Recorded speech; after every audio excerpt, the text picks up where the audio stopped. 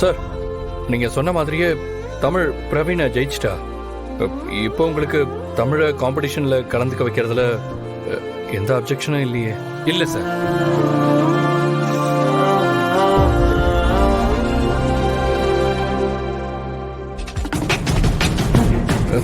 என்ன ஒரு பையனே ஜெயிச்சிருக்க?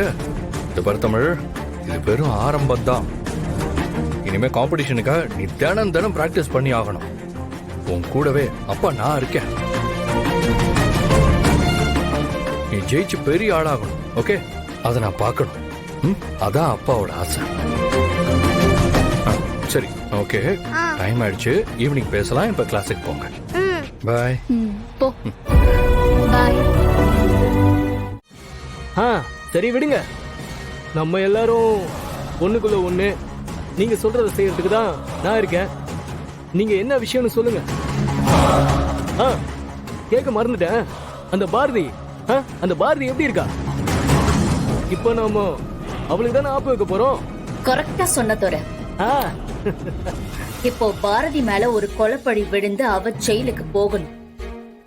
அவதான் இந்த கொலைய பண்ணாங்கிறதுக்கான எல்லா ஆதாரத்தையும் ரெடி பண்ணணும். நீங்க என்ன மேடம் சொல்றீங்க? ஆமா தோர.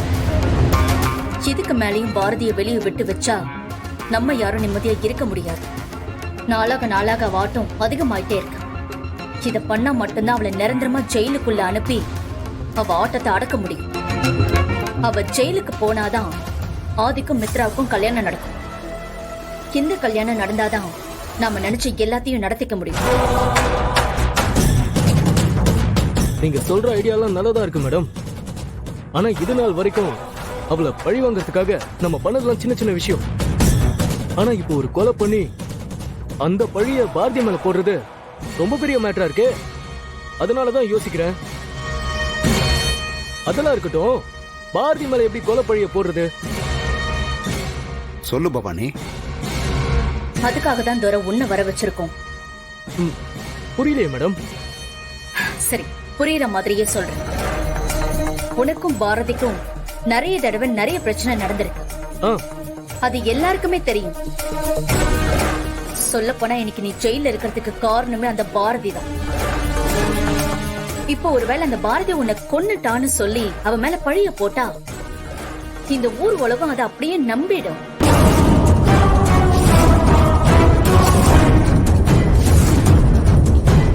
ஐயோ, என்ன மேடம் பொசுக்குன்னு எப்படி சொல்லிட்டீங்க? கடைசியில ஆட்டை கடிச்சு மாட்டை கடிச்சு மனுஷனையே கடிக்கிற மாதிரி என்ன போட்டு தள்ளணும்னு பிளான் பண்றீங்களா மேடம்? இதெல்லாம் கொஞ்சம் கூட நல்லா இல்ல மேடம். நான் உங்களுக்காக எவ்வளவு பண்ணிருக்கேன். கடைசியில என் உசுர கேக்குறீங்களே மேடம். ஏய் தோர, உனக்கு கொஞ்சமாவது மண்டையில மூளை இருக்கா? உன்னை கொலை பண்றதுக்கு நாங்க உன்னையே ஜெயில இருந்து ஜாமீனுக்கு எடுப்போமா? ஏய், இதெல்லாம் வெறும் செட்டப் தான். உன்னை யாருமே கொல்ல போறதில்ல. நீ வாண்டடாவே பாரதியோட கண்ணுல படுற மாதிரி போய் அவகிட்ட ஏதாச்சும் பிரச்சனை பண்ணி ஒரு சின்ன அடிதடி மட்டும் நடக்கிற மாதிரி ஒரு டிராமா பண்ணு போதும். அதுக்கப்புறம் பாரதி தான் நடந்த பிரச்சனை இல்ல, இந்த பழைய பகையெல்லாம் மனசுல வச்சு அடிச்சு கொலை பண்ணிட்டான்னு ஒரு அனாதை பணத்தை எரிச்சு அத நீதான்னு ஊர்ல இருக்கிறவங்க எல்லாரையும் நம்ப வச்சிடலாம்.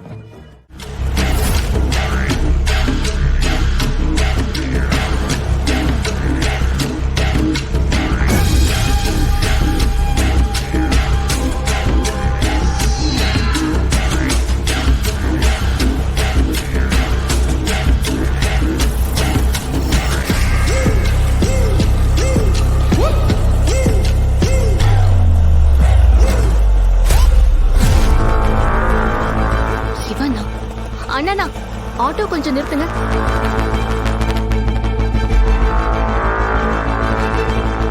ஏய் தோர,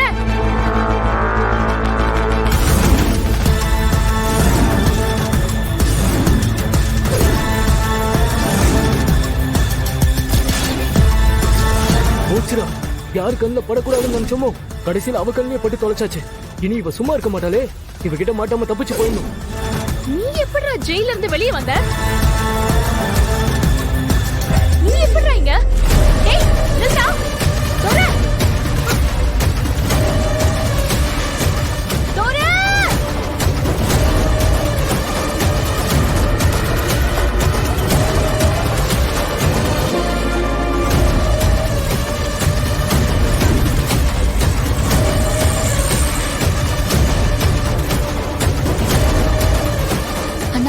ஸ்ட்ரைட்டா போங்க.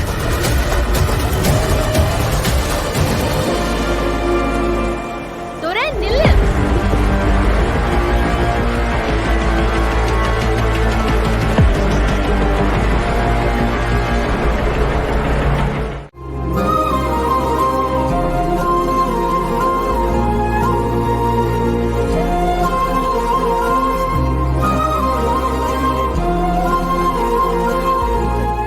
கடவுளே, வர வெள்ளிக்கிழமை என்னோட பிறந்த நாள். போன வருஷம் என்னோட பிறந்த நாளைக்கு உன்னோட கோவில்ல வந்து என் அப்பா என் கூட இருக்கணும்னு வேண்டிக்கிட்டேன். நீயும் அதே மாதிரி என்னோட பிறந்த நாள் அன்னைக்கு என் அப்பா என்னோட இருக்கிற மாதிரி நீ பண்ணிட்ட. இந்த வருஷம் என் அப்பா என் அம்மா 2 பேரும் என் கூட சேர்ந்து கேக் வெட்டி என்னோட பிறந்த நாளை கொண்டாடணும்னு ஆசைப்படுறேன். எப்பவும் நான் உன்கிட்ட அது வேணும் இது வேணும்னு கேட்டது கிடையாது. ஆனா இந்த வருஷம் எனக்கு பிடிச்ச ஒரு பொருளை அப்பாவும் அம்மாவும் சேர்ந்து வாங்கி கொடுக்கணும்னு நான் ஆசைப்படுறேன். என்னோட இந்த ஆசை நிறைவேற உன்கிட்ட நான் வேண்டிக்கிறேன். நான் ஆசைப்பட்டதை நீ கொடுப்பேன்னு நான் நம்புறேன். இந்த பிறந்த நாளைக்கு நான் என் அப்பா அம்மாவோட சேர்ந்து சந்தோஷமா இருக்கணும். எனக்கு அது போதும். ப்ளீஸ், நான் வேணுனதை கண்டிப்பா நடத்தி கொடு சாமி.